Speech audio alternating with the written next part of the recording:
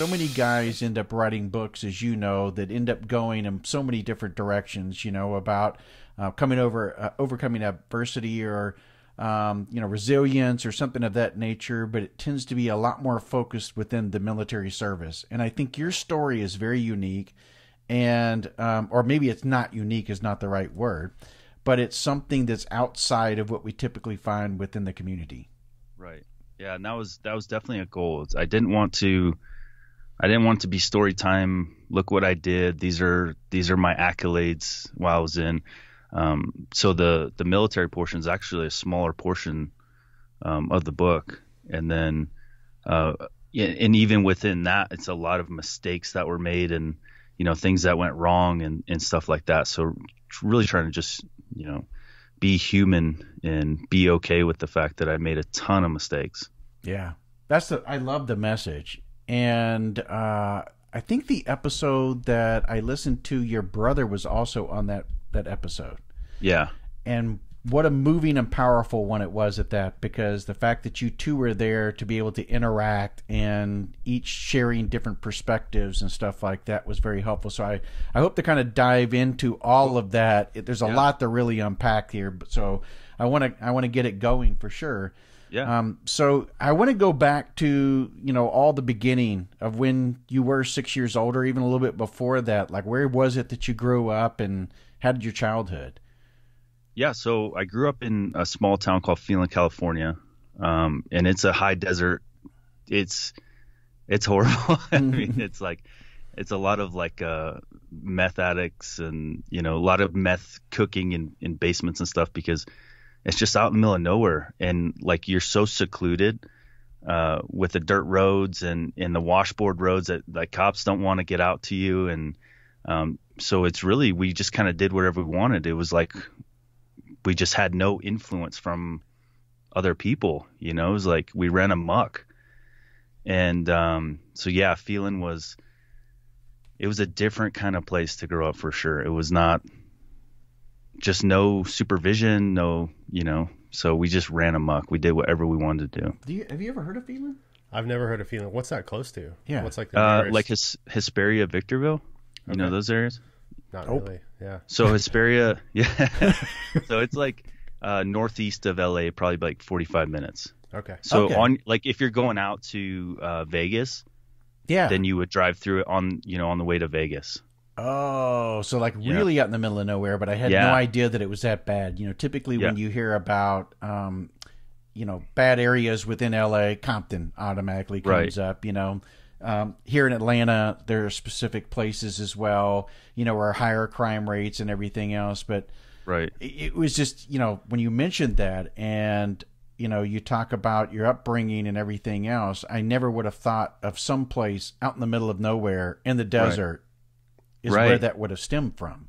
Right. And it's an interesting place, and it actually got quite a bit worse after. So what happened was with Ontario going up in property value, everyone was like, well, we could just sell, this tiny little house in Ontario, and we can go out to Phelan and we could buy a nice house. Yeah. So all of a sudden you started getting a lot of the gangsters and stuff. They were like, well, let's just go out there. There's less police. We give less, we could, the drugs are the same.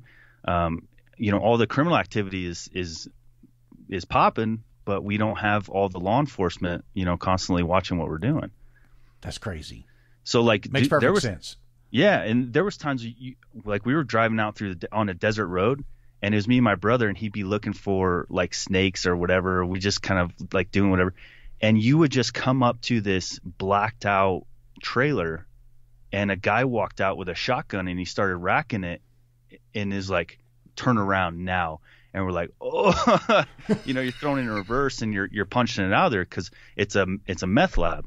So they'll put the meth labs in the middle of the desert, and they completely black it out. So you can't be seen from the aircraft, or, you can't be seen from miles away. So all night long, they're cooking meth in just blacked out conditions. And if you stumble upon those, you turn around and go.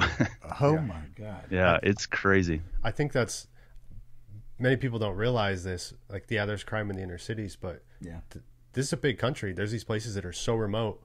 It's like you said, you got roads that are accessible if you want to drive down washboards, And I grew up in Colorado, and you go out on the plains, there's nobody out there. There might not be another person for 50 miles, and a similar situation. But I've heard about, you really get some leeway to do whatever you want to do. And when the crazy thing is, like, to get to a house from the main road is like two miles almost minimum of washboard roads with huge ditches, and like, we know the roads. So I could do like 60 miles an hour down that road and be perfectly fine. You try to follow me, you're crashing your car for sure. Like, so getting away from cops and things like that, we were always running, and it's like, you can't catch us. So cops didn't even try. They're like, let them go. This is like full on back in the day moonshining up in Tennessee, Yeah. They're like, we're not dealing with it. Just let them, like, it's not even worth it. Your car's going to rattle to pieces. We're going to crash, and they're just going to keep doing it anyway. So leave it alone. I bet they don't have the resources there for like helicopters and stuff like that either. No. Because it's, as little money as probably is in those communities. I'm guessing the law enforcement there doesn't have it either.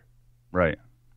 So that's how we grew up. And it was just, I mean, I remember sharing a bed with, like, not a bed, but sharing a house with a guy. And he ended up getting arrested for murder. Like, what? Yeah. Wow. So it was like, so he didn't have a place to stay. And my mom was like, well, he could stay with us for a little bit. I was like, okay. So there was so many times, like one time we were driving in the car, he's in the passenger seat, and all of a sudden he sees a cop and just jumps out of the car. Like, we're doing like 50. And he's just tumbling and then he takes off running into the desert. And then he calls us like, hey, can you come pick me up? Like, what are you doing? Like, who does that? And he's like, I'm on third strike, man. Like, I cannot get caught. And then there was times when he'd ask me to go take my dirt bike and pick up his little drop bag, because he had, he saw a cop and dropped his drop bag with guns in it. And so he's like, hey, man, can you pick that up for me? And I was like, I mean, dude, I'm like 13. Like, I don't care, I guess. Oh, my God, man. As he's calling you on his burner phone, Yeah. And then he ended up getting arrested for murder, and he's in jail for life now. But that's just the kind of people you get out there. They're just, you either get out, or, you're probably not doing too good in the grand scheme of things. This is a rough environment for anybody, let alone someone that, you and your brother, 6, he's your younger brother, right? Older brother. I couldn't remember which is which. I was telling Paul, I said, I can't remember which way it was. At first, I thought you were the eldest, and then I questioned that because I got to thinking it may be the opposite. So it is. Okay, so you're the youngest. And for you guys to be out in that type of situation, it wasn't just that. It was the home lifestyle that you grew up in as well. Right. So going back, and I know in the podcast, my brother kind of remembered it differently, but the way I remembered, like, the shift was a car accident. So my mom got in a car accident. It was really bad. And from there, the doctors just started pumping her full of opioids. And that's when I remember the wheels, like, really falling off, and everything changed from that point. Like, once she got addicted to drugs, and then she got addicted to alcohol, and then it was just, home life was an absolute disaster all the time. Single mother. Mother. Yeah, we have to state that. Yeah. Yeah, my dad left when I was 1, and I didn't meet him until I was like 15.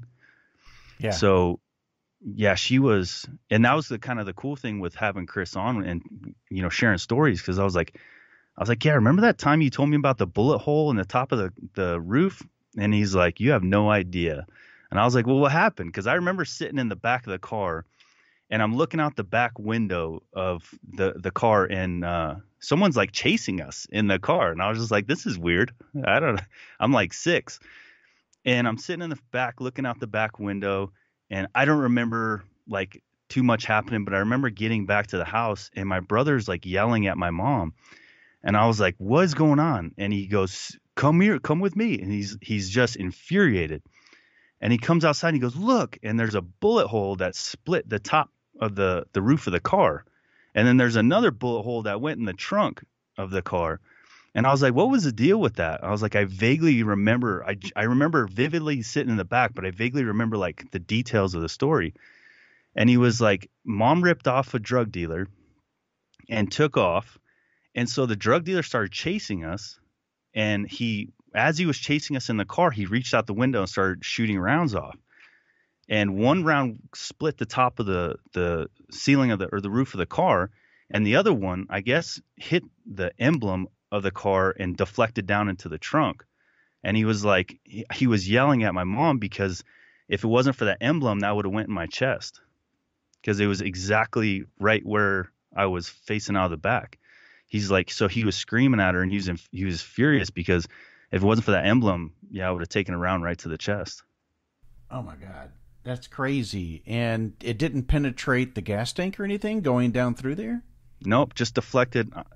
He said it just deflected right into the trunk, into the bottom, and that was it. I'm not sure the caliber or anything like that. So, maybe it was a 22 or something and didn't have a lot of, power after hitting that emblem and going down. Yeah. Was this during the time frame? It was after this that she ended up getting addicted then? It was, she ended up getting addicted before this, yeah. Before this. So this was a raid. So she was getting additional, probably, opioids. Yes. Okay. Yes. Yeah. So that's how it was. She would burn through all hers, and then she would be seeking out a lot of elderly. She was connected to all the elderly in the area, and she would just raid them. Yeah. And the elderly, they couldn't afford their bills, so they had to sell a lot of their medications. A lot of times, a lot of their opioids. So like, I knew one lady who would be in pain all the time because she needed the money. So she would always sell her opioids. Wow. Yeah. Wow. She ended up really rough. Yeah, it was pretty bad. And honestly, the biggest part that I remember and the way it affected me is just like the constant stress. It was like anxiety to the max all the time. Like, I hated school because I was getting in trouble a lot and I couldn't conform and I couldn't like get along. So I was going to the principal's office like once a day, and because the teacher would be like, you can't keep interrupting me. You can't keep making jokes. And I just couldn't stop myself. So I was getting in trouble at school, but then I'd go home and it's like, as soon as you get off the bus, your stomach just sinks because you have no idea what you're walking into. It could be, people shooting at each other. It could be a drunken tirade. Like, it literally could be anything. I can't imagine growing up in that type of lifestyle. And I know that kids do it every day. And so hearing something like this is heartbreaking, that there are kids that every day live in an environment where they don't even know if they're going to make it out alive at 6 years old. Right. Yeah. And I feel terrible for them. And it was just an immense amount of stress, and it wears on you. It starts to create like, you see that you're acting different than kids should be acting. You're always on edge. You're always fighting. You're just trying to like figure out what to do and how to act because you're just so stressed out all the time. So you knew from a young age that something was wrong. This was not normal, and that it was affecting you. Oh yeah. Yeah. And that's kind of where the book comes in, is like figuring out how to deal with that. So what ended up happening is I was so ashamed of this like white trash, welfare recipient kid that I was growing up. I was super undereducated. I failed out of 10th grade, and California school systems were garbage as it was. So even they were passing me, and I wasn't even going to school. Like, it was just like I was just moving along. So my education was so bad that I started to get really insecure. And so I spent a lot of my life, my adult life, trying to make up for that and like prove that I wasn't that guy anymore. So I went and got a associate's degree, then a bachelor's degree, then a master's degree. And it's like, I started running marathons. I started doing all these things, to prove that I wasn't that guy. And it never worked because I was that guy. It's like, I still grew up that way. So you can't just be somebody else. Like, I can't, I still have temper problems. I still like run people off the road and have road rage. I burn down opportunities left and right, and I can't stop. So it's like, no matter how many achievements that normal people did that I tried to emulate, I was still that guy. And it wasn't until the book and writing things down and like facing my past that's when things started to change, and I was able to start controlling like who I was and how I was acting. It's so interesting because it happens a lot with guys that, not just everybody, that when they start writing and journaling, how cathartic that can be.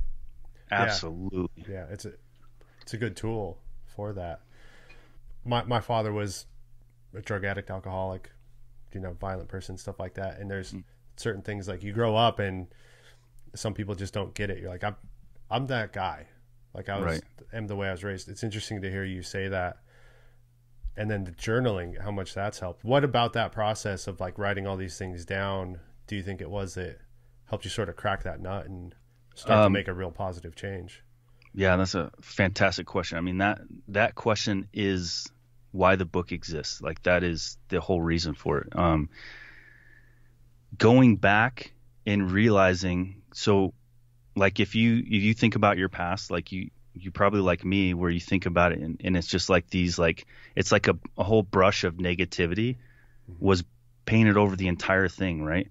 And so we compartmentalize almost all those negative things into like this side place, and we just ignore it. And it's like we spent so much time trying to forget it, and we just pretend like everything in that box is so negative. And what really changed everything was when I started going back and journaling. I'm like, wait a minute, holy cow, there's so many positive things that came of all that trauma.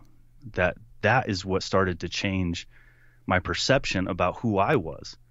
Because I'm like, wait a minute, my entire childhood was always painted with red and negative and horrible things, but there's so much, blue and positive and, great things in there as well. And so the journaling allowed me to like pull those apart and start analyzing the positive things. And I started to realize like almost everything that's happened good in my life was because of those traumas. So it's like you had to take it back out. You can't just like ignore it and pretend like it didn't exist and then start over. Sure. You got to break it back down and be like, okay, I can't be mad at this because it also gave me this.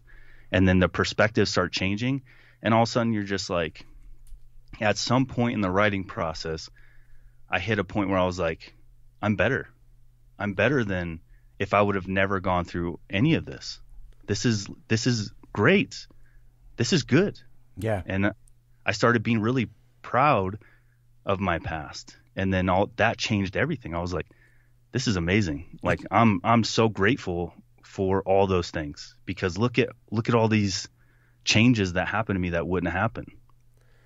It's an amazing perspective, because most people would probably take more of the victim route. And I think in my own personal case, I didn't have any rough childhood in that sense. It just wasn't a great family environment all the time. The father not being there. When he does come home, he's angry, takes it out on the kids. We do one wrong thing, and then that's not a good scenario.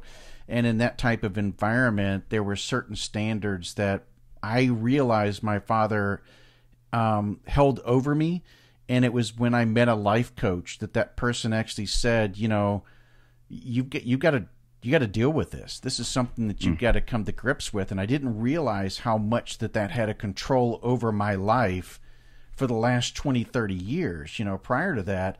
And so she asked me to journal. And at some point she actually asked me to, not necessarily in the journal, but somewhere, write or speak to him, because he's no longer with us. He's gone. He's deceased, is to basically tell him why this is affecting you, and that you're not going to take it anymore. You're not going to let this control you any longer. And very cool. It was a very cathartic, I can tell you, for me, it changed my life from that point forward. But I never still look back at that time period of my childhood and try to think of something positive from it. Does that make sense? Absolutely. To me, that's really strong, that you're able to do that. I still compartmentalize a lot of that stuff. And it's exactly, that's what's happened is it sounds like, which I didn't do the way you did it. And honestly, I could really benefit from that, because even though I, unboxed all those things and I found the positives, and I'm really proud of it now. Yeah. There's not forgiveness. Yes. And that's the part that it sounds like you got that down. I'm taking what you said. I'm going to think about it because I really need to do that. Yeah. Like, I don't have forgiveness for my mother, and it's like, even though I've come so far with that time in my life, I never hit a point where I was like, I understand and I forgive you, and I know that you are doing your best. To me, that part's still compartmentalized, and that one's still put away for sure. I think, I can't be the person to tell you that it'll help you, but I can certainly tell you from my own life, it was a life-changing thing, and it was something, like I said, even up to that point, I didn't realize it, but the more we started talking about how much of a control my father had over me, and, because when I was growing up, there were things said like, you'll never amount to anything, those types of things that, so I always was driven to the point to where I was leaving so many things behind in my life. And so I needed to let that go. And this was the way that I did it. And so a little bit different than what we're talking about here, but I think that there's, I guess, a lot to be said about journaling and absolutely. Yeah. And really pouring your emotions out some way. That's why stories like yours are so important too, is because you're obviously the extreme example of what can go wrong in your childhood, but in your case it was less severe, but there's still a lesson there for you. I mean, I think everybody's hanging on to something from childhood. So like, I'm looking forward to reading your book, because you don't have to have been raised in such a severe environment like you to be able to get something out of it. And sometimes that can contextualize it. I'm curious, like you said, you found a lot of positive things from journaling and going back through your childhood. Like, what are some of the things what are some of the positive aspects of that? Or what are some of the strengths you feel like you identified by doing that? That's a great question. So one of the main things I was like, I always see like two like opposite things when I go after something. I do really well consistently, and I burn the opportunity to the ground consistently. And it was this pattern that I just kept doing. It's like, no matter what I did, I was going to crush it, and then I was going to ruin it. I was going to crush it, and then I was going to ruin it. One story is I wanted to be a firefighter. So I signed up for EMT school, and I'm doing all the things in college, and I'm doing all this stuff. And I'm like, I'm doing really good in EMT school. So then this guy is like, the guy that I ride with, he comes up to me. He's like, hey man, this guy's like talking shit to me in class. And I was like, well, why? And he's like, I don't know. And I was like, you're probably just looking too much into it. And then so I get up to go throw my gum away, and I look at him, and he's mean mugging me. And I was like, you got a problem, dude? And he's like, yeah, we'll talk about it at lunch. And I was like, you got it. And then so at lunch, he gets in my face, and I headbutt him right in the face, boom, and break his nose. Well, now I'm kicked out of school. So it's like, I'm crushing it. And then it's like, no matter what, I'm just destroying it. And it's like, I can't consistently make anything worse. So that was something I was like, I just assumed that my childhood was responsible for the bad, and that my new path and my focus and my energy is responsible for the good. Right. So that every time I would ruin my opportunities, I would just blame my past. And I'm like, damn it. If I'd only not grown up like that, I would not be screwing this up. Yeah.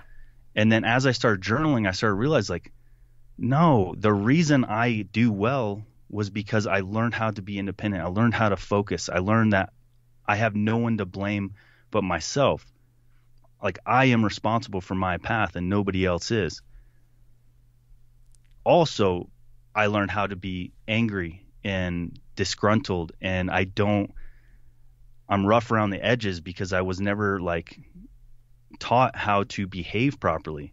So I just started to realize that those things they came hand in hand, and they just worked together. And it was like, that became a pattern as I was looking through the past. It was like almost every time I would find the positive, I could find just as much negative with it, and vice versa. So That's like one example. Two parallels there, like two magnets that are like, pulling resistance. And how do you like get them to work together is what it sounds like, because, and I think a lot of people who are probably listening to this podcast find their lives in very similar situations. I can't say that I was really destructive, but the fact that you're like driven, I can relate to. And then the other side of it, I can certainly see how could be relatively easy in your situation to want to then tear everything down, or you don't even realize it subconsciously. Yep. Yeah, everything starts taking over, and it's like, no, this is not good. No, stop it. Right. You got to, But then the problem is I started like blaming myself and like beating myself up for every time I'd mess it up, instead of giving myself some leeway and saying, hey, you went through a lot. You're broken.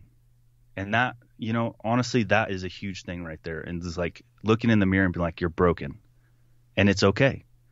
Just like vets that have PTSD. Yeah. You're broken. It's okay. Like, you're not discarded trash because you have problems. And that was a huge turning point for me, was like, I had to accept the fact that I was a broken person so I could be proud of the things that I do right, and then not just destroy myself every time I do something wrong. And that's when things started like moving along, because it's like, okay, I did this good. Sweet. I'm proud of myself. Good job. Let's keep going. Oh, I messed up. It's all right. It's all right. Yeah. I'm broken. I'm a broken person. I have PTSD.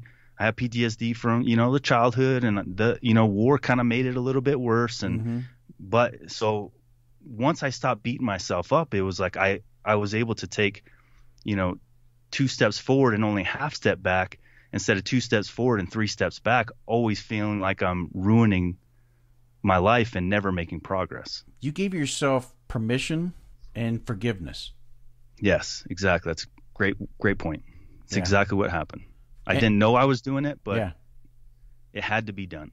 Yeah. Well, and those are things that you lacked in a structure from, having an adult there to provide those things to you. Typically as a parent, you tell your child, hey, you made a mistake, mistakes are going to be made in life, and give a lesson there. Or, hey, yes, it's okay to go ahead and do this, and those types of things. Or it's okay to even stumble. We all do that on occasion.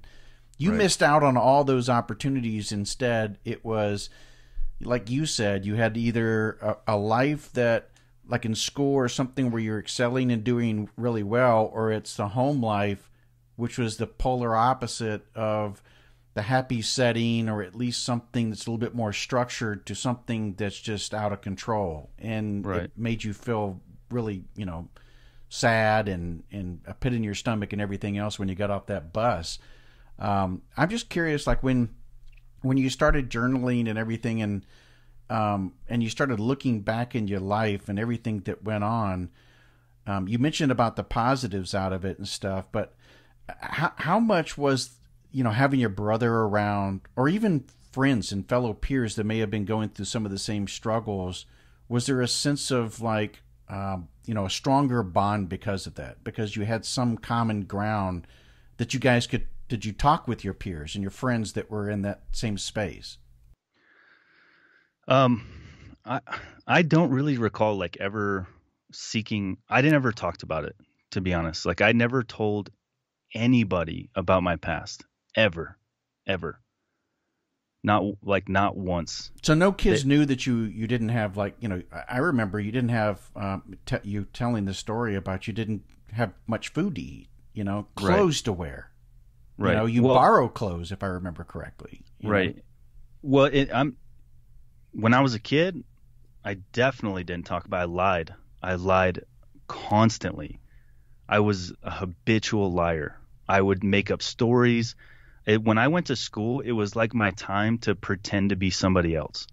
And I would tell lies. I'll never forget getting caught by my classmates, because they're all talking about their snowboarding trip. And I was so jealous, and I was just like, oh yeah, I went snowboarding. And they're just like, oh yeah, where'd you go? Like, we know you're poor, dude. Like, and they were like, where'd you go? And I was like, oh, I went to that one place and had the jumps, and they all just started laughing, and and I was like, dang it. I was like, that didn't get bought for a second. No. And it was so embarrassing. but that's what I did. I just lied constantly.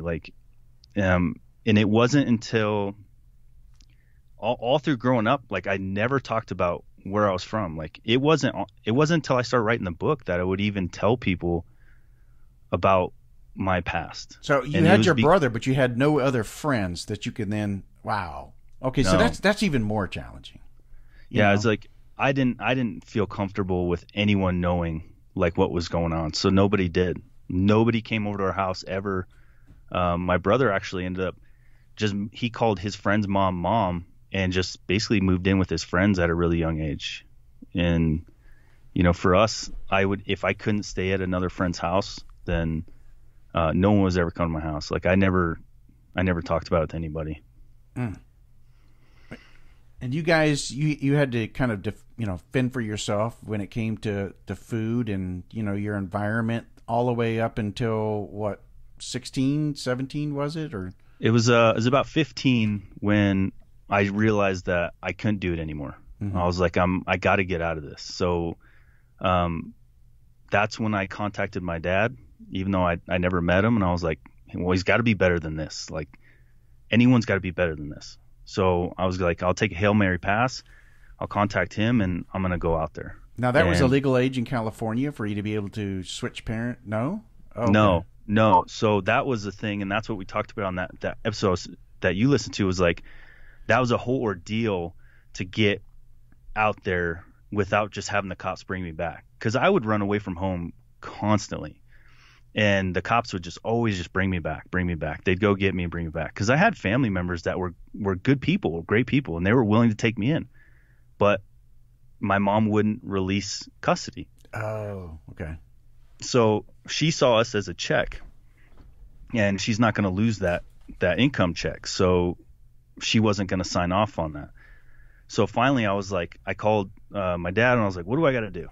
And he's like, he's like, okay, let's call the cops in Fredonia and ask them so we know exactly what to do. So we call the cops, and they're like, you need a note that says exactly this. Basically just giving up custody, and she needs to sign it and date it. And I was like, oh my gosh, she's never going to do that. But I was like, all right. So I filled out the note, and initially I thought I was being slick. So I cut out the signature spot, and then I put a school thing on there, a permission slip. Right. And I was like, hey, can you sign this permission slip for me? And instantly she just flips it over. She's like, what is this? And then she starts reading it, and I was like, oh crap. And she just loses. She's like, I'll never sign this. Are you kidding me? And starts cussing me out and stuff. And I was like, well, plan B. So I just started poking the bear. And I was like, you're a horrible mom. I was like, I'm tired of this. I can't live with you anymore. I was like, everything you do is just about you and your drugs. And she just started losing her mind. So I'm getting her more and more hyped up. She's starting to throw shoes at me and stuff, and throw things at me. And I was like, nope, I'm not stopping this. And finally she goes, you know what? Fine. That note's not going to do anything for you. I'll sign it. And so she signs it and then throws it back at me. And she's like, now get away from me. And I was like, you got it. This was all at once, in one night, or did it take you a long period of time? Or no, this was all in the span of 30 minutes. Okay. I made her just lose her mind. I was I wouldn't stop, because usually I'm just you're not worth dealing with, so you just leave. But I was like, nope, poking the bear. That plan could have totally backfired on you. Oh yeah, it's a horrible Hail Mary pass. It could have been, it could have been one of these situations you thought your life was living hell now, Sean. Wait till and just totally, wow. Right. Well, and then from there, it's I knew I have limited. She can't know that I'm actually planning on leaving, because then she'll rip up the note.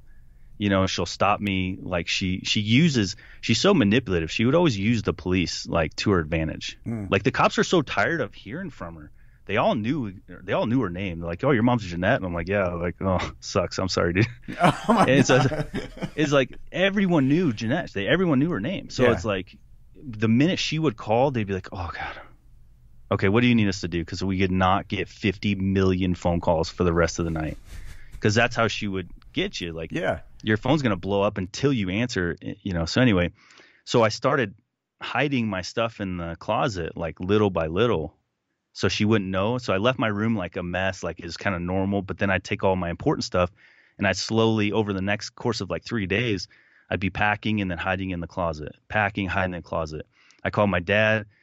He got me set up with a ticket, but it was a few days out. So I was like, I got to be really smart about this. I called my cousin. I was like, I need a place to hide. Like once it's time to go to the airport, she's like, I got it. You can stay with me. And it was go time. I was like, all right, time to go. My cousin picked me up in the middle of the night when she was sleeping, and I took off. Well, her house got burned. So I was like, she calls me, and I'm there by myself. I don't have a car, obviously. And she's like, I'm on my way home right now. I'm doing like 90. Your mom knows you're there. You need to just, hopefully I get there first or just run. And I was like, oh my God. Oh my God. Man.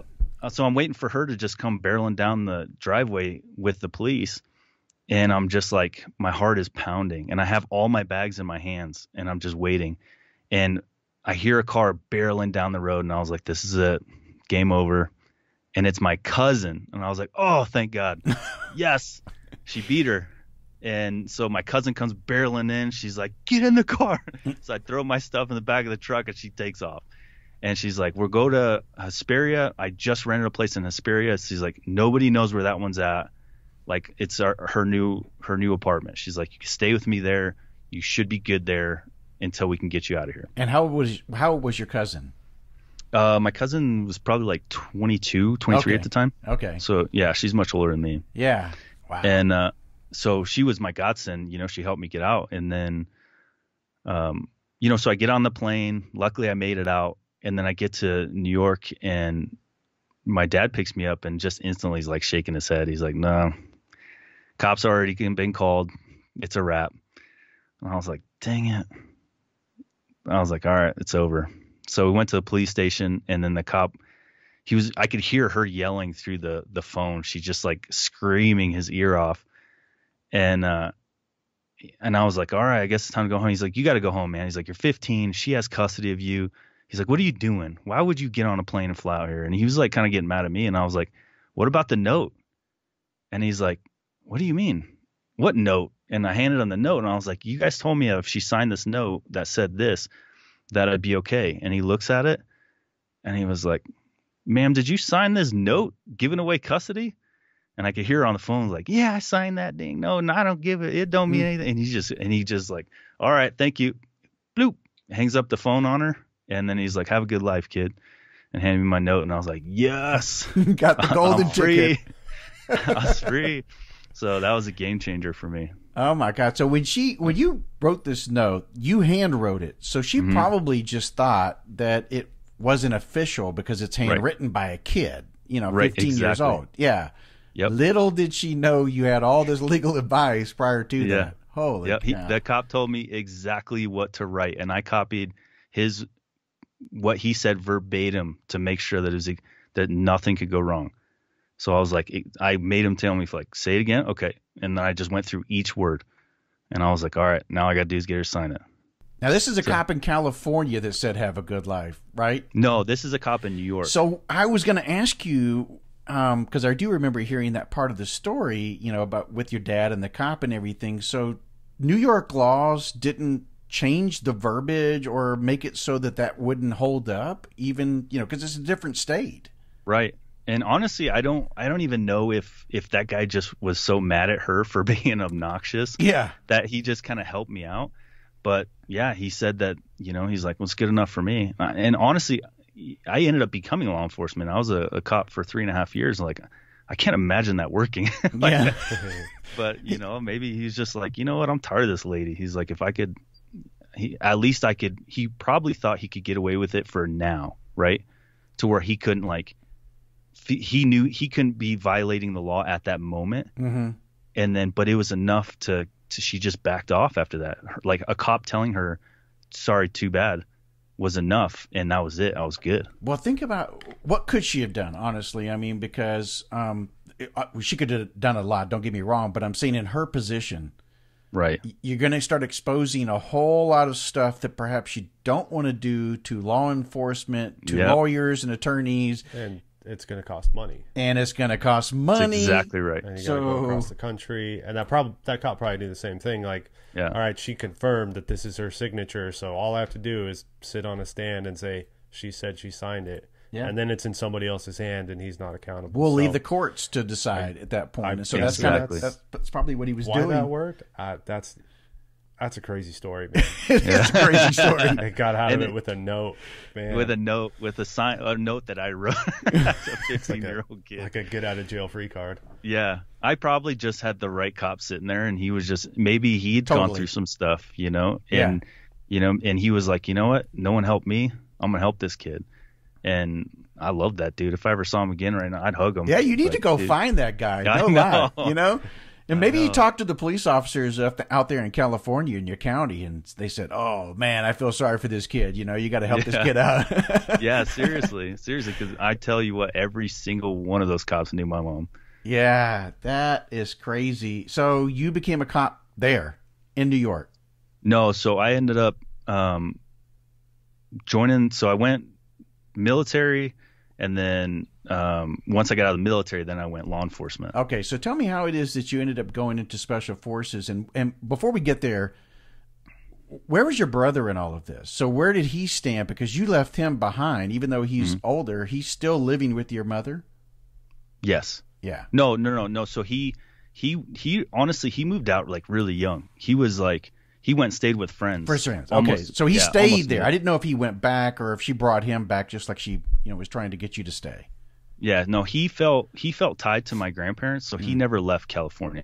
Okay. So he stayed the whole time in California. Okay. So you end up going into the military.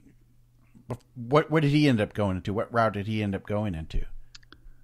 He just stayed. He did the family business and stayed a mechanic. Oh, okay. Yeah. So my grandpa owned a forklift repair company for like 52 years. Yeah. So my brother's a mechanic since he was like 14. Yeah.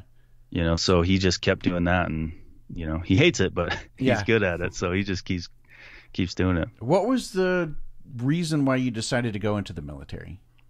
Oh, that's a good question. So that fight I told you about? Yeah. When I had not, the next day I walked into the recruiter's office, and I walked in, and he's like, what do you want? And I was like, I want to be a ranger.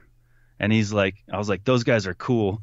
And he's like, you don't know what the hell you're talking about. He's like, all right, come back tomorrow.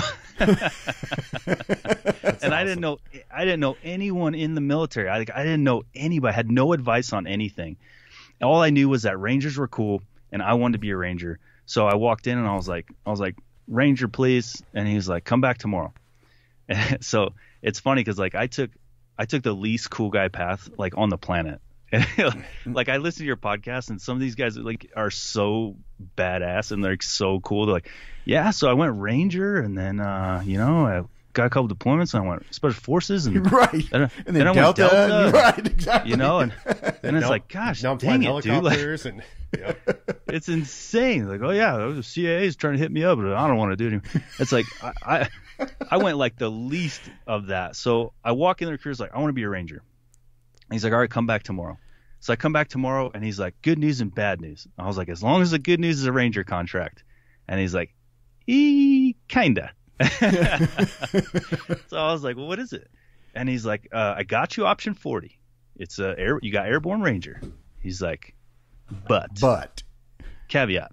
He's like, they're not really taking infantry right now. They're which he's a lie. He's such a liar. So yeah, he was like, they're not taking infantry right now. So we got you a cook contract. And I was like, say what? Come again? What? Yeah. Like you guys have that in the military? Like a cook? Yeah. I was like, well, okay. Well, I was like, what does that even mean? I was like, but I'll be a ranger. And he's like, yeah, dude, you'll definitely be a ranger. He's like, you're definitely going to be a ranger. I was like, that's all I care about, man. I was like, so how long do I got to be a cook for before I can go to infantry? I was like, because that's what I want to do. And he's like, oh, dude, 2 months. He's like, no, he's like, go to all your training. He's like, get into Ranger Regiment, and then they'll let you switch over like that. Bing, bada boom, no problem. And I was like, I could do anything for 2 months. I was like, I'll clean a pooper for 2 months if it gets me to Ranger Regiment. And I was like, that place seems cool. So I was like, all right. And he's like, hook, line, and sinker, dude. He was like, got him. And so I signed that contract, and I'll never forget. So I'm going through basic, and I was like, everything's normal in basic, right? Because you're soldiers. You're wearing soldier stuff. And I'm not with a bunch of infantry guys, but I was like going to basic, and then I go to AIT, and I was like, what the hell is that? And there's like a formation of people in white uniforms like marching towards me. I was like, who are those guys, and what the hell are they wearing? And they're like, those are cooks, dude. And one of the guys told me, he's like, those are cooks, bro. He's like, that's what you're going to be wearing. And I was like, oh my God, I made a mistake. And as soon as I saw, I was like, oh my God, I was so mad. And then the part that really ticked me off is I go to basic, and I scored, my PT test was the second highest in my whole company. I don't know, it was company or whatever. Battalion. I don't know. So my PT score was really high. I was doing pretty good. And so my drill sergeant hits me on the PA, and he's like, Rogers, come down here. And I was like, oh crap, I'm in trouble. And so I go down, and he's like, hey man, do you want to go Ranger? And I was like, wait a minute. What do you mean, do I want to go Ranger? I was like, well, you would have offered me that anyway? And he's like, yeah, dude, your PT score is like really high. He's like, yeah. And I was like, son of a. I was like, I already got Ranger, but I got it with a cook. And I was like, I got to wear these damn cook whites until they let me switch. And he's like, oh, no, that was a mistake, dude. He's like, you shouldn't have done that. And so, that's not what you want to hear at that moment. No, I was so mad. And so we talked about those two parallels that you had in your life of, good times. Then you go and destruct yourself. Yeah. I could see it coming already. Oh, and so he was a cool guy, and he really tried to help me out. And so he's like, I'm going to try to get you switched to infantry. I'll see what I could do. And I was like, thank you. He couldn't. So that sucked. But yeah, so I went. So then Ranger comes along, and this mongoloid of a human being after airborne school just comes trucking down the hill. And they're like, oh, you signed up for RASP, dumbass. Like, good luck. And I was like, who the hell is that guy, like, running at us? Like, we're all carrying all our bags and stuff. And I was like, where's the truck? Like, everything I own is in these duffel bags. And he's just doof, doof, doof. And I was like, that guy is like, he's probably like 6'4", 220 pounds, and he's just the most yoked human being I've ever seen in my life. And I was like, I'm scared. And he gets to us, and he's like, grab your shit and follow me. And I was like, where's the truck? I was like, I have 3 bags, so I don't want to follow you. And so we all pick up our stuff, and he just takes off running like at a dead sprint back to the Ranger barracks. And I was like, this guy's a psychopath. And I was like, this is going to be horrible. The guy next to me was holding his ruck over his head for so long he started puking on himself. Oh, my God. I was like, I didn't even know you could vomit from standing still. Like, there was no cardio. It was just his bag. And he's like, So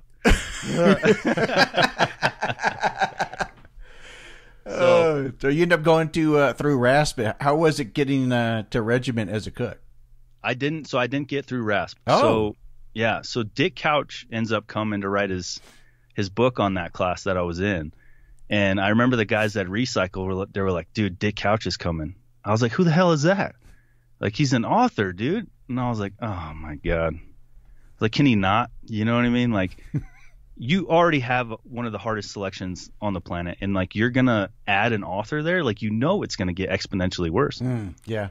So anyway, we're on a ruck run, and you have to stay arm's length of the guy in front of you. And I'm doing good. I feel good. I'm moving good. I feel really good. But I'm a new private, so I made some really dumb mistakes, and I wore my good broken in boots for the swim test. So now I'm pulling brand new boots out of the box and like lacing them up for the ruck run. And I was like, I don't really know what I'm doing, but I think there's a mistake. And so I'm arm's length the guy in front of me, and this Ranger cadre, I could feel like his breath on the side of my face. And I look over at him, and he's just like, look in front of him. And so I look in front of the guy in front of me, and there's this huge gap. The guy in front of me had been falling out for like a couple minutes, and he just screams, he's like, close the gap. So I take off running as fast as I can, and my my rucksack starts swaying because it's not set up properly. My boots are too loose. And I just roll my ankle and start sliding down the asphalt. So I finish the ruck. We get back to the barracks and like go change. And I can't get my boot off. So I had to undo the laces. Can't get it off. I had to take my laces out of the boot to get it off my foot because it's swollen up so bad. Geez. And it turned black all the way to my toes. And so I just hobbled down, and the instructor looks at me. He goes, "What are you?" Oh, he goes, "Yeah, you're done." And I was like, nice gentle letdown there. Yeah. I've got something to tell you. Some Ranger diplomacy. Yeah, he's just like, "Oh, yeah, you're done, man." He's like, "All right, go pack your stuff." And I was like, "No." But no, this is the one thing going for me that was going to be positive in this whole contract that I signed up for. Like, this was it. Yeah. That was the only thing I wanted, was to go Ranger. Like, I was devastated. I was absolutely devastated. And I was going to go be a regular Army cook. Oh. Yeah. And and that's one thing I didn't know about in the military, is that like there's a what is that, when you're a lifestyle, or when you know things about the community. Yeah. A culture. Sorry. Thank you. There's the culture of the military. I didn't know anything about it. So like I didn't realize that the culture of signing up as a cook was that you were afraid of combat, and like you just wanted to avoid combat and get paid, and either had your school paid for or do something really easy. So all of a sudden people are just treating me like, "Oh, you're a cook," and everyone's looking down on me like I'm not I'm not like suited to handle this kind of like treatment. Like, I'm so insecure as it is. Mm-hmm. And all I wanted to do was something that was high speed to prove to everyone else that I had what it took. And here I am at the bottom of the cultural barrel when it comes to, high speed stuff. No offense to anyone that's a cook, but if you chose to do it, then it's not low drag to you. That's what you chose to do. But I wanted to prove myself, and here I am as a cook, and it was devastating. Yeah, I could totally see that. And So what happened next? Is that when you decided to go down and find some in-service recruiter and talk about going into SF or something, or a recruiter? SF recruiter? So basically we had a deployment coming up, and I was like, I cannot deploy to a combat zone as a cook. I will not do it. So I made a really Hail Mary pass move, and I was like, well, there's one spot that just opened up as the personal security detachment for the Sergeant Major. And I was like, at least that'll get me out of the wire. So, but they don't take cooks as personal security detachment. Like, obviously. You know what I mean? So, yeah. Why not? Why not? Not a selection criteria. Be like, Sergeant Major, I'll make you some eggs. But I was like, you know what? I have to try. I have to get that spot. Yeah. Because those guys had it made, dude. Like the Sergeant Major's at least going around visiting his guys. Like, I'll be out of the wire. So my first sergeant and Sergeant Major come through the chow hall line, and I'm serving up breakfast. And I was like, this is my shot. And in front of my first sergeant, I told the Sergeant Major, I was like, and I was a private at the time. I said, "Hey, Sergeant Major, I heard you're looking for a new PSD." And he looks at me, and he's like, "Yeah, but we don't take cooks." And my first sergeant, I could feel him beaming through my face. He goes, "You better shut your mouth, dude. Like, I cannot believe you're talking to my boss right now. You stupid private." And I told the Sergeant Major, I was like, "Sergeant Major, I'll outperform physically. I'll outshoot anyone that you have up for that position." I was like, that should be mine. I was like, if you want someone that could perform to have your back in Afghanistan, I'm your guy. And he like looked at him, what the hell? And then he looked at my first sergeant, and my first sergeant shaking his head, like thinking all the ways he's going to kill me. No doubt. Of course. Oh, he was pissed. He was so pissed. And so he like paused for a second. He goes, "Interesting. You're my PSD." And I was like, "What?"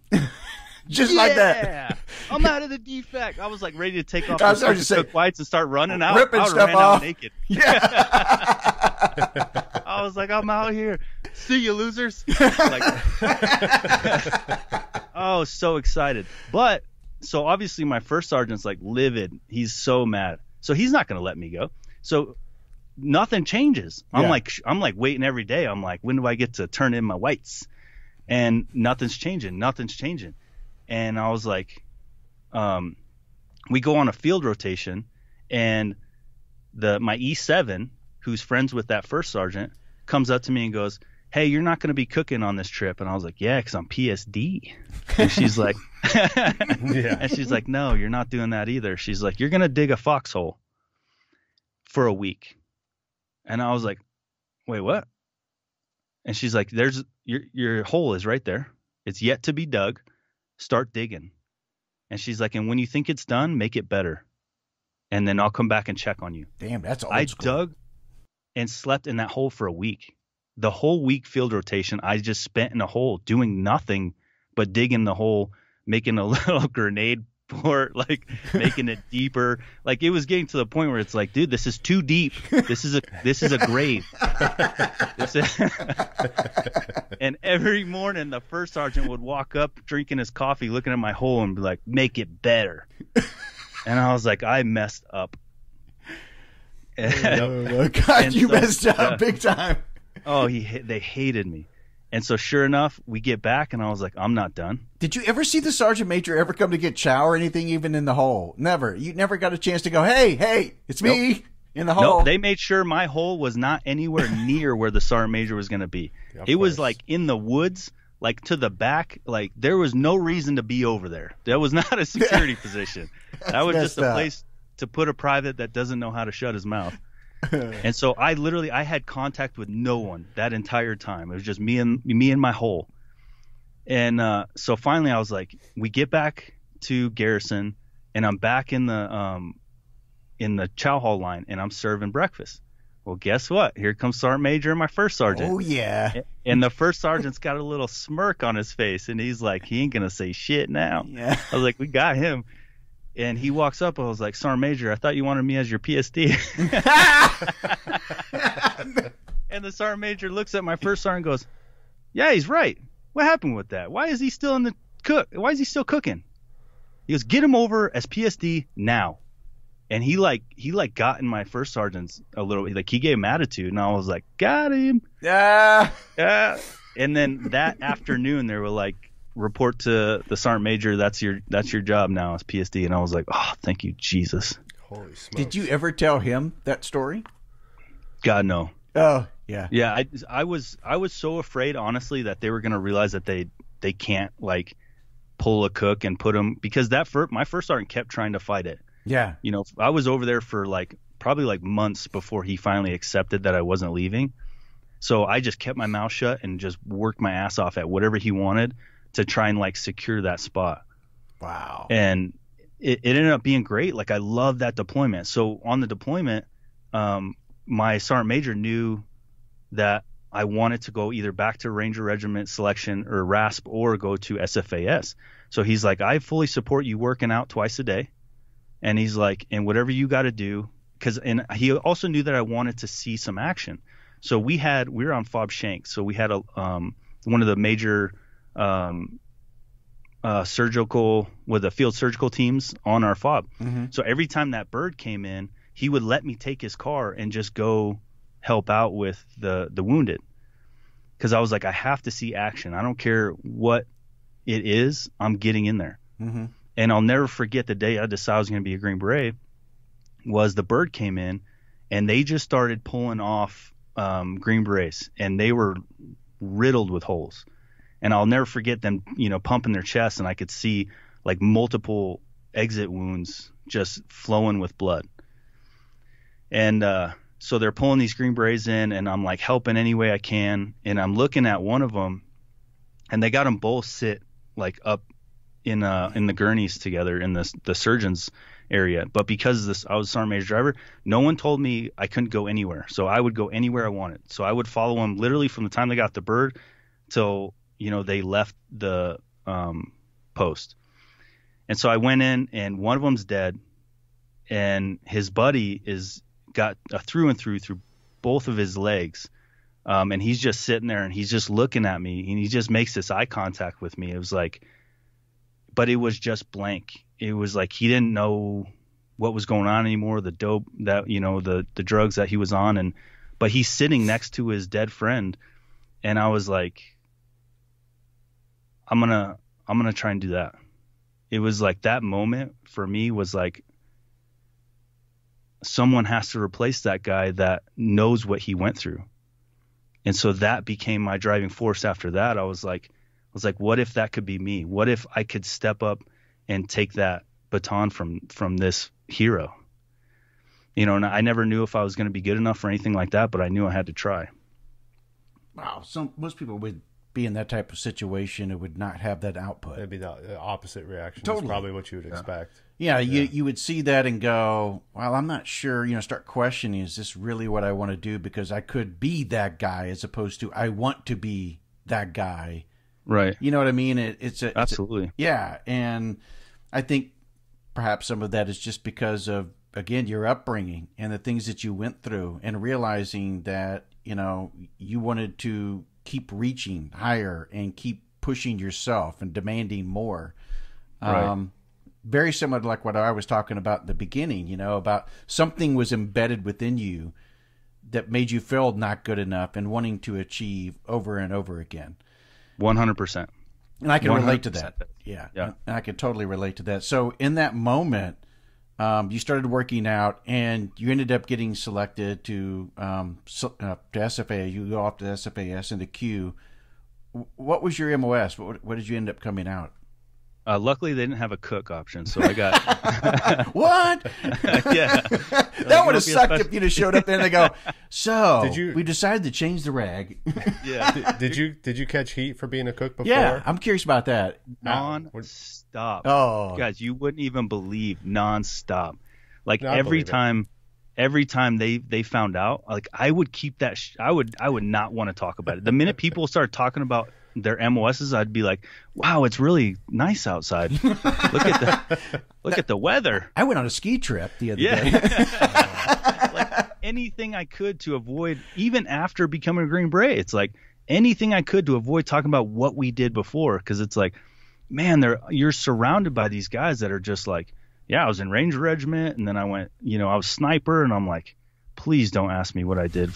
Please don't ask me, you know, so I consistently got talked down to, or like, just like, what, dude, you're a cook? That's hilarious. And I was like, no, it's not, but thank you. So yeah, it was nonstop. It was not, I mean, I still get it. Yeah. I got buddies in the police department that they're in SWAT and stuff. They're like, wait, you're a cook? Like, shut up. Go make me a sandwich. Yeah. Exactly. Like you should have went firefighter. You got all the skills like built in.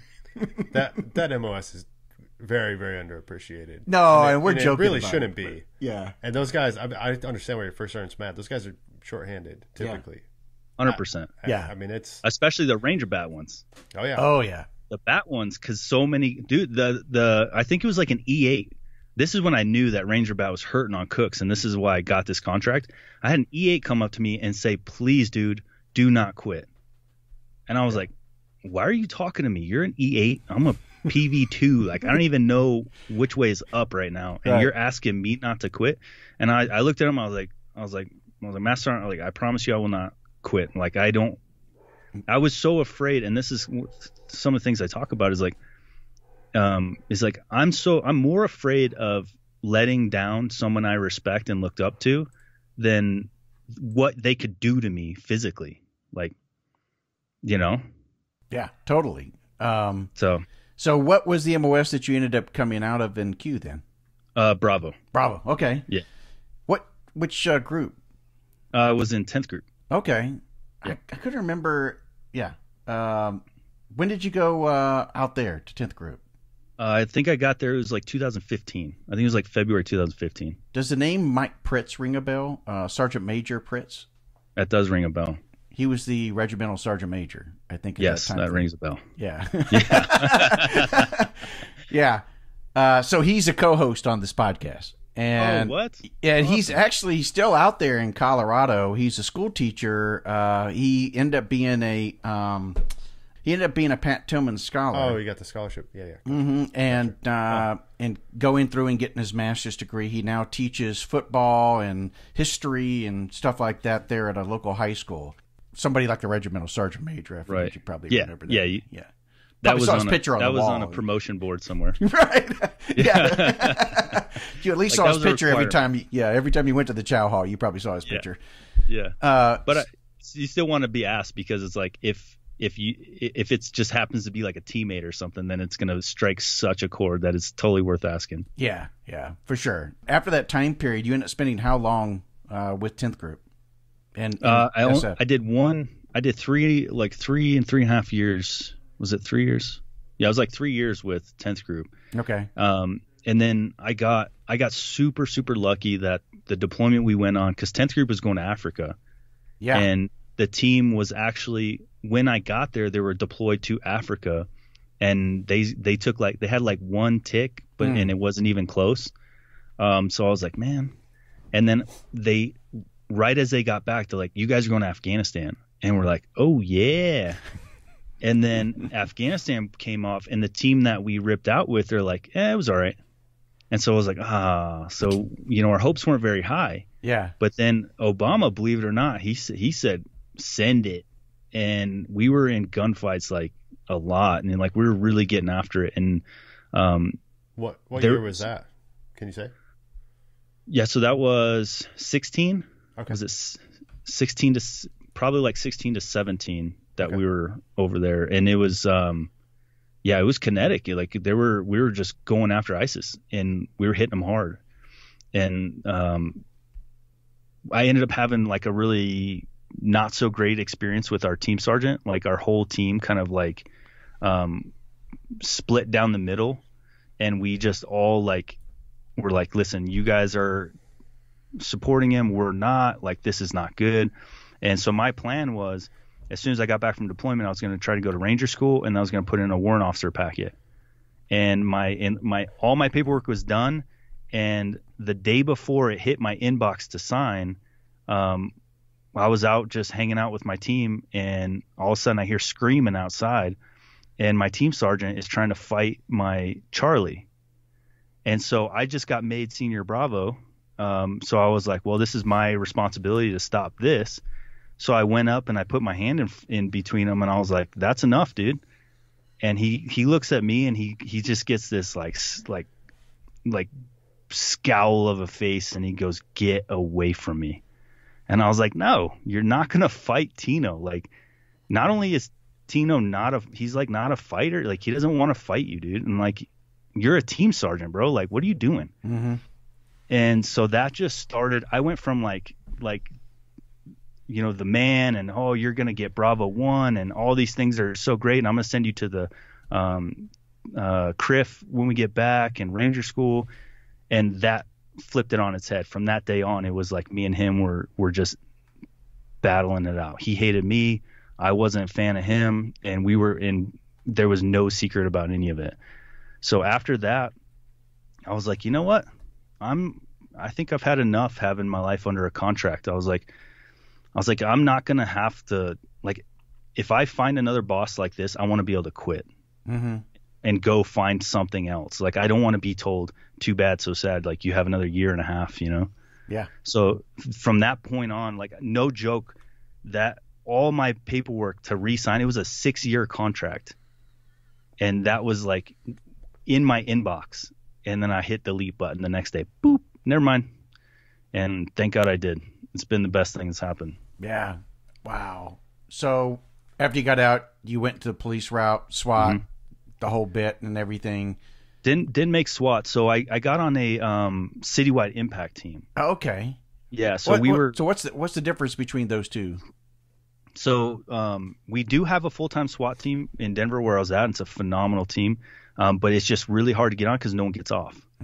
So those guys, like, I have buddies over there who've been on for like 15 straight years. Yeah. Like, and they're not going anywhere until they retire. Wow. Because it's a great gig. Yeah.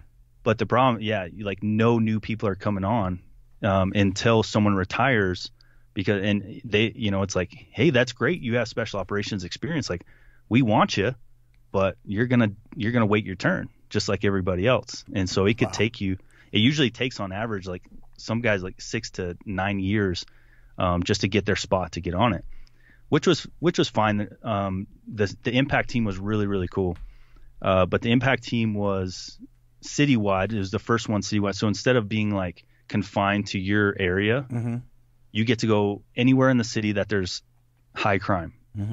And our goal is to just be proactive, find the gangsters, take their stolen guns off them so they don't kill somebody, and get the dope off them and get it off the streets. How crazy was that to go from where you were in California in that type of environment with, you know, drugs and everything else prevalent and all around you, to now being a cop thrown back into that same environment, you know? Right. It was like going home. I was like, that guy's got dope. That guy's got a gun. Like it just felt so natural because I'm like, listen, I know what you guys are doing. Like I grew up with you guys, you know, and like that's, to me, police departments, a lot of times they want to avoid hiring those kind of people on because they want you to be like, they want to have plausible deniability if anything ever goes wrong or you do anything wrong, right? They want to say, well, we hired Captain America. I can't imagine why he beat that guy like that, you know? Right.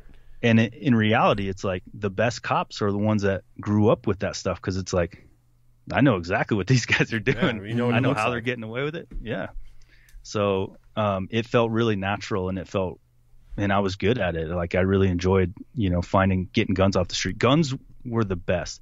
And, you know, I say that because I started a YouTube channel to help guys get selected. And I say that on the channel, like, oh, I like to take guys' guns. And they're like, oh, wow, you don't care about the Second Amendment. It's like, no, sir, listen. They're stolen guns held by felons who are openly active in gangs.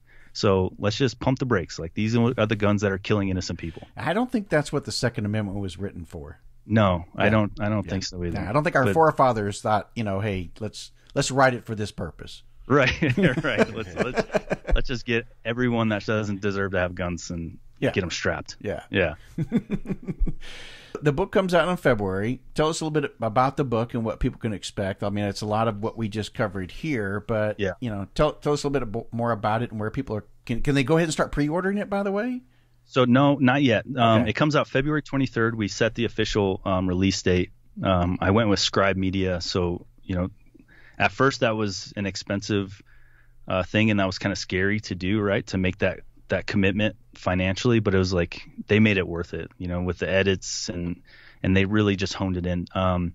But they can get the book from SeanBuckRogers.com. Is the website, you know, my Instagram. I'll keep everyone updated, and that's at Sean Buck Rogers. But February 23rd is a release. We're not particularly pushing for pre-orders, is what I've been advised. She said that it doesn't count towards your sales, that's and true. There's just a lot that goes into, you know, pre-orders that's not as beneficial. So I think we're just going to wait for that 23rd release date, and then hopefully the hype is there. I just went in California. I got a buddy's a filmmaker, and we just did a really, really awesome intro it's like our book promotion video, and it's like a movie. Like it's so cool. And that is awesome. I honestly, it's so good. I'm like, I don't want to release it, and then like no one watches it, and I'm like this thing is amazing. Or they get all excited, and then they're just like, what book, you know? So that ain't gonna happen. I think what you'll probably do is, by people listening to this podcast and the other podcasts that you've been on, your story, like I said in the very beginning, is one of those things that many people can relate to. And either it's something that's very personal that they went through in their own life, or they know someone else that this is going to resonate, I think, with a lot of people. And I appreciate you coming on our show, man, and just sharing it. Oh, I appreciate you guys. This is awesome. And it was like, and one of the things that I will never forget is the people that gave me a chance so early on. And you said yes to me before anything was rolling. You know, like now the YouTube within a few months was like gaining traction pretty quick. So people were like, hey, you want to do this? And hey, you want to do that? It's like, but you'll never forget the ones that like just saw the potential before things were moving. And so for that, I'll be eternally grateful. So thank you for that. Appreciate it, Sean. I mean, I think that So I'm really excited about your book coming out. I appreciate it. Yeah, I really want people to go out there and follow that. I saw that you also have, I guess, started a new podcast as well. Is it the F&G podcast or? Yeah, so we started the F&G podcast and then the F&G Academy. Right. And then the F&G Academy, it's just helping guys get selected. And the spinoff for that, and it's kind of like my baby, is connecting UFC fighters with special operations veterans. Because to me, it's so that's why I went out and I talked to Uriah Faber and Chris Holdsworth, and and to me it was like, I value so much what they've been through and like the anxiety and the stress that they've learned to overcome, that it's like veterans need that. Mm-hmm. We need to learn how to deal with our anxiety. We need to learn how to overcome stress. And it may not be getting in a ring, but it could be going to a grocery store for some of these vets. It's like people standing next to me in line. And like, if you don't understand spatial awareness as a human being, someone with PTSD, like it destroys me, and like it makes me want to physically like push you away from me, Yeah. So I just feel like there's so much value that UFC fighters have with the things that they go through that I want to help bring to veterans, so they can start using those coping mechanisms to live better lives and less stressed lives. Yeah, that's great intuition, because I think like you got skin in the game, like real skin in the game when you're a fighter. And so there's an understanding there inherently. And I think that a lot of conventional modalities for treating PTSD, like talk therapy and stuff like that, those all have their value, but there's an element of that's missing, that if your provider's only ever had like a clinical education or background, or just a university education and background, like it doesn't always sync up. So that's right. Pretty clever, man. Yeah. Well, thank you. I appreciate it. And it's feeling really good. It's like they're open to it because it's like they just get treated like a win or a loss. And that's like disrespectful to what they put in. Mm. And so you got these fighters that's just like, well, are you a champion? It's like, dude, you're getting into that's what I told them. I was like, listen, in combat, you're walking down a valley and maybe things don't pop off and then bullets start flying. So you're reacting. But the exact date, time, to the minute that you're going to be in a ring with someone trying to knock your head off. That overcoming of anxiety is absolutely insane. Oh, and people are watching. Everybody's watching. Yeah, exactly. I'm so glad nobody watched me while I was working in Afghanistan. Like, no audience. But it's great. You don't have to worry if you look stupid or... Yeah. You make a mistake. And that's one thing about the book, is there's so many times I made so many mistakes, and I'm like, you know what?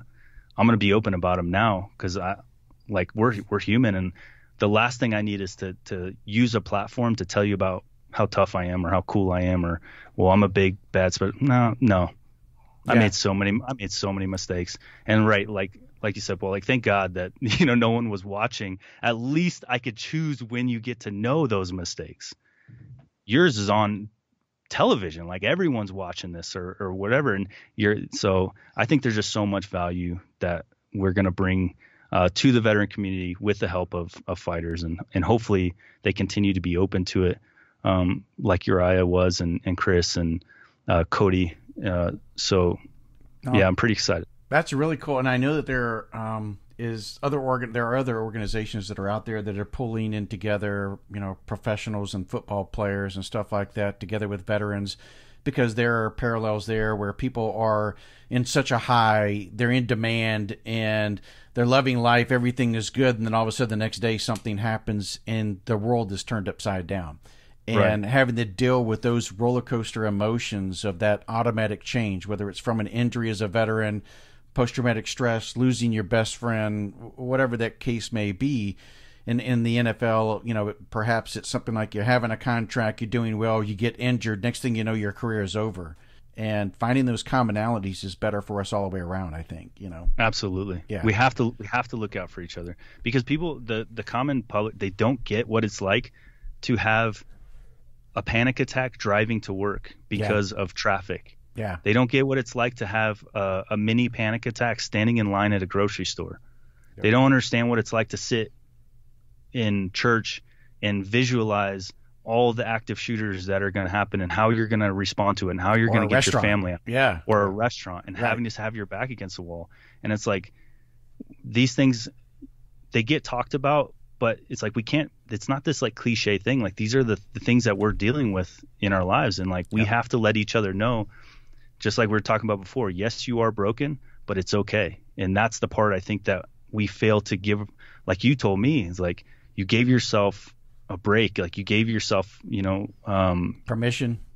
There it was. You gave yourself permission, and it's like we have to give each other that permission sometimes, And I was honestly affected pretty heavily by the loss of that. I didn't know him personally. He was 7th group, that E8 that took his life. Oh, you're talking about recently? Yeah. And he's like, he had so much to offer this world that it's like to look at all his deployments and deployment and like all his experience in group, and like his guys like loved him. Yes. And then to see someone at that high caliber take his own life was like, damn, we got to do something. We have to seek each other out. Yeah. Happens a lot. I mean, we have some great guys out there, especially Rory Hamill, we just talked about recently in one of our episodes, who was a former Marine that took his own life as well. And he was one of those that was a veterans advocate. He was talking openly about post-traumatic stress and the struggles and everything else that he had, and trying to help fellow veterans and saving their lives. And then the same thing, he hits that bottom, the beast comes. And we've got to do more than just 22 push-ups a day. We've got to figure out ways to try to help every one of us, keep moving forward. And I think, again, it's stories like yours that even come back from childhood, because I think there's been a study and some research that they're doing, by the way, that I know one gentleman's done, that tries to see if there's something within an individual's past history life that may affect that individual in a combat situation, that the trigger point might have PTS might happen faster, or it may come upon this person, whereas it wouldn't affect others, because there's something hidden that causes that to be another trigger point. And absolutely it exasperates it, or something like absolutely. That. Yeah. So and that happened to me for sure. Like war exasperated my PTSD, and then the police department did with the riots and things like that. And it's like, I can't imagine. Yeah. In the department, and I talked to a psych about it, and she was like, the reason that the department, like you feel like that affects you the most, she's like, it's kind of similar to Vietnam, to where you're getting it from both sides. And that's the key. That's the key that really starts to make the wheels fall off. Is like, it's one thing to have an enemy and fight the enemy, or to have a mission and fight the mission. But then once the department is saying, whoa, how'd you do that? And how'd you do this? And then you're getting it from both sides. It's like, whoa, like it'll throw you through a loop. Yeah. And it's like, I'm out. Okay. Yeah. I can't do this. Like, I know myself enough to know that I'm in a bad way right now. Cause if you guys, like, luckily, I felt really good about everything I did, and everything worked out well, but it could flip the switch like that. And now all of a sudden, if you're going to try and put me in court over something that you told me to do and you supported 2 seconds ago because the media doesn't like it, oh, hell no. Like, I'm out of that. I'm not playing that game. It's like, definitely been crazy. Well, it's a very tenuous position to be in. I mean, that's precarious. I don't know how you can do it right now as a police officer, because it could seem like the world's against you. It's not, but it certainly can turn that way in an instant. So absolutely, those guys deserve a lot of credit right now, and that's one thing that I was doing a paper on my master's program about. It is like cops have PTSD. Oh, heck yeah. And then having to deal with, the difference is, and we've talked about this on past episodes, they drive by those scenes of those crimes where it affected them, or where somebody all the time, not 3,000 miles away, not 4,000 miles away, every day. When they go take their kid for ice cream, or when they take them to school or whatever, they may be driving by. Yeah, very different. Yeah. And then, but instead of saying, hey, our guys have PTSD, our guys are suffering and we need to help them, we just act like they're Captain Americas because we're afraid of the public knowing what's really going on inside their minds and the things that they deal with. But then we're also we're afraid of liability, and we're afraid of, how it's going to look. That's the point, and that's sort of what we're seeing, is we're not taking care of these guys mentally, physically. I mean, how many how much overtime were you getting on the force? You know, like how many extra shifts are your guys doing? And right. That's all across the country because you're in such high demand. And it's just like a car. If you run it till it's ragged and you run past your oil change and you run past your scheduled maintenance and then your car breaks down or doesn't operate the way it's supposed to, well, it's not the car's fault, you know, if you didn't take it off the road and do your proper maintenance. And I think that's a great way of putting it. That's a great point. That's a great point. Yeah. And that's what's happening every day. We could do a whole another episode on this. Whole another episode. Yeah, we could, man. Right. And that's why I think your podcast is so successful. And that's why I think Joe Rogan is so successful, is because it's just an open mind. And we're all just dying to hear somebody have an open mind. Like, we don't have to agree. We're not going to agree. We're already battling an algorithm every time we turn our phones on, and then that's just pumping us full of the information that we want to hear because it knows everything that we look at, and so it's just replicating that. So it's just getting harder and harder and harder to have those middle ground conversations. But when people like you guys and you and Joe Rogan, all these people that are willing to talk and willing to listen, I mean, our society is just going to be. It's dying for it. It needs it so bad. And they want it. They just don't know. I'm honored that you put Mentors for Military up with Joe Rogan. I'm looking for that Spotify contract. If you're out there, Spotify. I'm good. Hey, listen. Yeah. Come on. Call me, please. Yeah. Bring it on. They call me a sellout all you want. I will happily do so. Sean, thank you so much again, man, for coming on, brother. I really appreciate it. I wish you much success, and I'd love to have you back on, like I said, after the book and some of the success, because I think there's so much more that we can still dive into. Absolutely. It was a pleasure. I truly enjoyed talking to you guys. Appreciate it, man. I forgot that this all was on. I'm just having a good conversation with Good. That's exactly what it's supposed to be. Yeah. Same, man.